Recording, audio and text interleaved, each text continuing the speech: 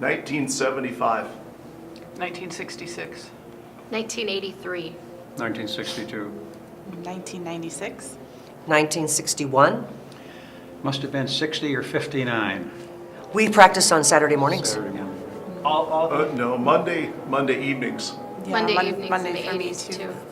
As regimented as it could be with Yeah. kids. Yeah, It was a rehearsal. yeah, it But was. it was a rehearsal. And I can remember one day, it had snowed, and this Saturday, and my dad was frantically clearing the steps, and I walked out and just slipped on the steps, and my cello landed right on the back, and of course it went right through the front.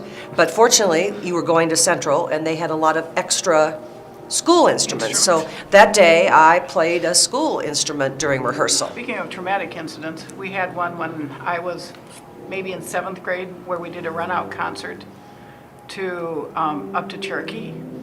And this was in the early days of drug use. All we were told was, just don't look at him. But don't worry, everything's fine, everything will be fine.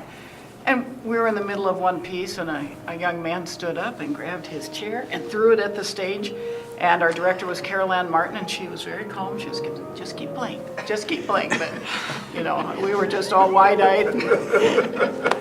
One of the funniest ones, though, was, again, Carol Ann Martin coming out to direct in her beautiful black chiffon dress and snowmobile boots. Well, I remember being just a small town kid from Ottawa that played a trumpet, and I was encouraged by my director to audition, and I got in as the principal trumpet player of the Youth Symphony.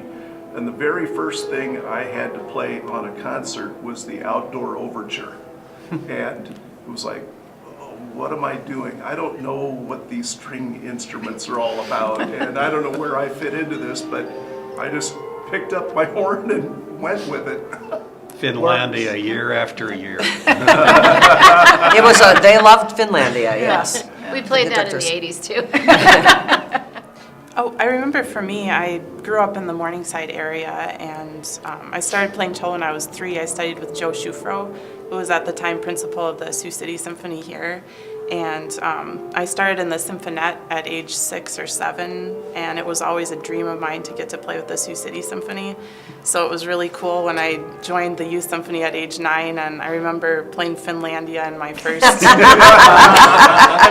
side-by-side concert, and I was so excited because I got to sit with Anne and John for the side-by-sides, and then also got to be stand partners with them when I joined the symphony, so it was a really great experience. So I came here as a college student at Morningside, and I don't remember if it was my first or my second year, but it was really wonderful. I had the opportunity to play one of the violin solo parts on the Corelli Christmas Concerto, and my partner, the other violin person, was Tyrone Grieve. And so that was really, I don't remember who the cellist was.